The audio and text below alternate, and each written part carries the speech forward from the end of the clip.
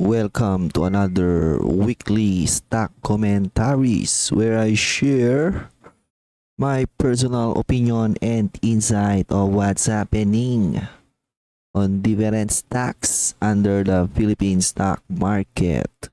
If you want exclusive investing related contents in the Philippine stock market, check the pinned comment.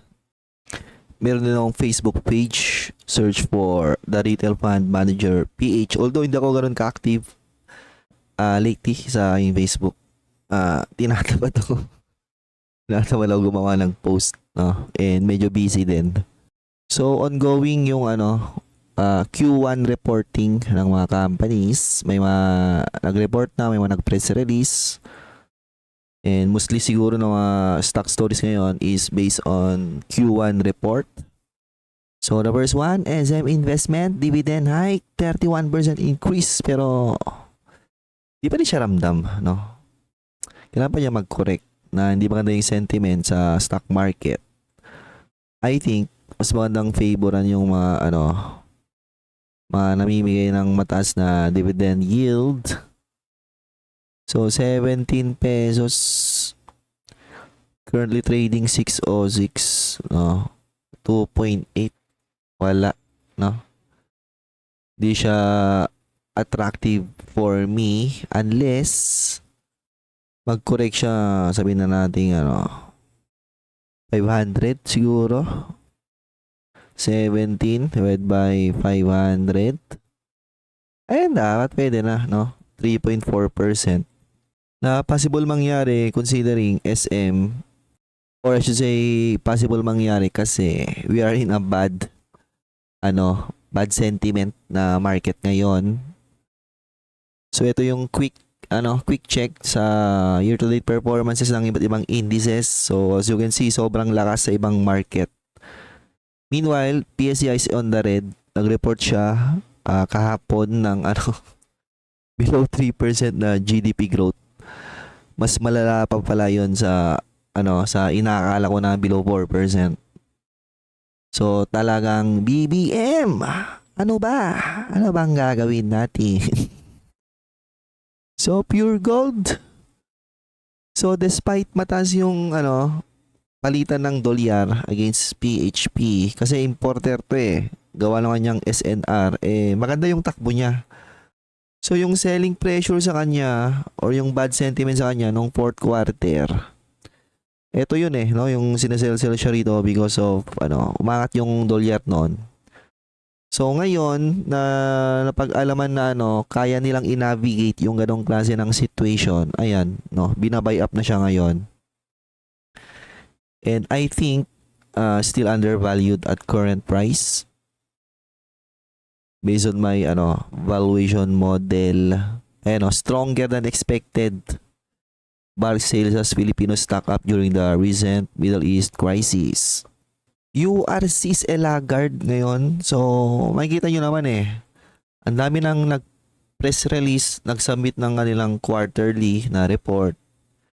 GSMI, Pure Foods, Keeper, Century, RFM, lahat sila profit growth Si URC lang yung hindi. So sa ngayon, siya yung laggard sa consumer staple sector.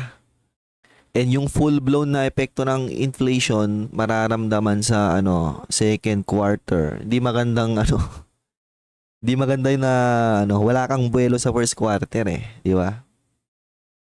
Kasi kung magde-decline sila sa second quarter, yung mga consumer staple, ba ang ending ang maging first half nila kung maganda yung Q1 nila flat. Si URC di agad maganda yung Q1 niya Okay. So BDO, natayal ko na to last time, single digit growth. Ang question ngayon sa mga bangko is kapag nag-interest rate hike ba, makaka-recover ba yung kanilang profit margin, net interest margin, or dadami yung hindi magbabayad and gagawin nila pro-provision sila on losses, therefore magde-decline yung kanilang profitability. I guess we'll have to find that out ending ng second quarter. Okay. Kasi nga business confidence ngayon sa Pilipinas is lagapak. So you have to think madaming businesses siguro nagto-close down, no? Paano yung mainutang nila, di ba? Number 5, Ali. Wala na to. Sell. Kung ganito lang yung performance ni Ali, papantay yung multiple nito kay Meg, which is around 3. Sa akin, ang multiple nito is around 6, no? So, technically, pwede ba itong mga lahati? 7.5. Kung papantay yung multiple niya with, Mega World. Si Mega World, nag-report yun ng, profit growth sa first quarter. So, yari yung mga ahli investor. So, plus, nag-report ng drop in Q1 which is expected. Ito yung sinasabi ko sa aking Patreon, no, na this year is a normalization period for plus until until Q3. Kasi Q1, Q2 wala pa diyan yung epekto ng regulation sa kanya. And then Q3 may epekto na pero hindi buong period. So expect magre-report pa to ng potential profit declines, no, in the coming quarters. Maganda tong silipin after Q3 eh. Doon mo makikita yung feeling ko magandang bargain price sa kanya. Mondenisin nag-report ng core income up. Ayan. And in fact, yung kanilang corn business daw is showing signs of transformation. So, Monde, isa to sa mga pinasok ko na stock this year. As I discussed on my Patreon, dito ko siya pinasok di ba? So, sa ngayon, up na siya. And with impairment losses already factored in, ang mangyayari yan in the eyes of many investors pag nag-report na yan ng profit without those previous impairment losses, mag-start na siyang magmukhang cheap na tignan. Okay? And tas nito na yung dividend payout this year. Kasi impairment losses, hindi naman siya cash item, no? In fact, very cash flowing pa rin to na business and very minimal yung kanyang debt obligation. Hindi siya significant. CNPF, resilient din yung kanyang Q1. Ito yung I think one of those consumer staple na trading at a premium. Kasi every quarter growing siya eh. Ito yung inaban ko na mag-collapse ng in stock price. Pero para mag-collapse kasi to, kailangan may weakness siya na in one quarter para tanggalin yung kanyang premium and siya, sell and then doon ka sasalo, di ba? So OGP as expected, profit spike pa rin yan kasi nga yung first quarter na level ng gold is still significantly higher compared to the first quarter na na level ng gold nung 2025. Ang tanong, sasalo ka ba dyan? Di ba? Very very juicy yung kanyang dividend yield. Ayan Number 10. Lopez family. Wala ito. Hindi naman exciting yung dalawang business na ito. So, FGen for 2026, ito yung normalization period niya rin. Kasi dito na ma-factor in yung yung binenta niya na na asset sa kanyang gas. So, ayan So, bumabagsak na. So, mag-normalize yung performance nito. Ngayon, kailan ulit siya babalik into growth trajectory kapag natapos yung yung binili niya na asset na under construction pa. Okay. So, SPC Power officially recorded 2.22 billion profit. So, laki ng cash neto ngayon pero nagka-capex na siya recently. Nagda-diversify siya into renewable, no? May mga battery storage system siya na project expected mag-o-online by second half ata. Na yun yung tinitingnan ng mga investor for SPC. Ano yung next niya, growth driver niya. Okay. Na yan na, gumagawa na siya ng kanyang growth driver and malaki pa rin yung cash niya.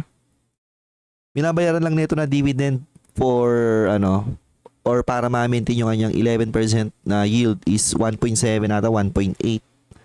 1.8 is still significantly lower sa recorded nila na cash ending fourth quarter of 2025 and wala tong utang. Okay?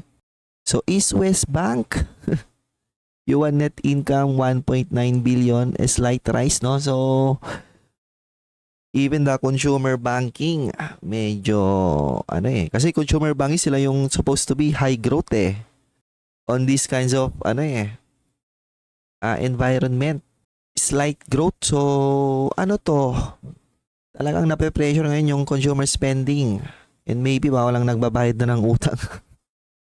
Naipit na sila. Okay. Shell Philippines, wala to. Mahal. Tsaka mahirapan na to mag-recover, no? In my personal opinion. Nag-pile up na rin yung utang nito. Kasi nga mahirap na business yung ganyan, no? Yung distribute ka lang ng oil, benta ka lang ng oil. Mahirap yan na business sa Pilipinas.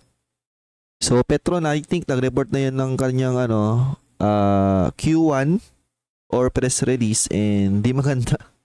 Sabi ko nga sa inyo, di magandang business yung selling ng gas and diesel. Dapat talaga may ka rin, no? Upstream.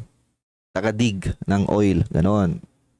Number 14, DigiPlus and Pacquiao. Wala to. Kahit ano pang strategy, no?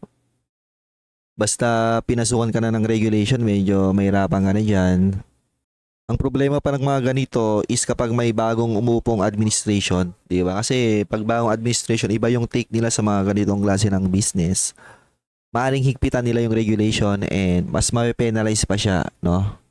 Number 15, BDO. Tuloy-tuloy pa rin sa pagbubukas ng branch, pero, di ba? Doon pa rin yung slowdown ng mga bangko. And nag-trade na ba to? Nag-trade na to nasilip ko pa nung nakaraan, no? Below book value. BDO. Ayan, 190. Oh, yun, tama. Trading na siya below its book value. Kasi nga, nag-slow down na siya.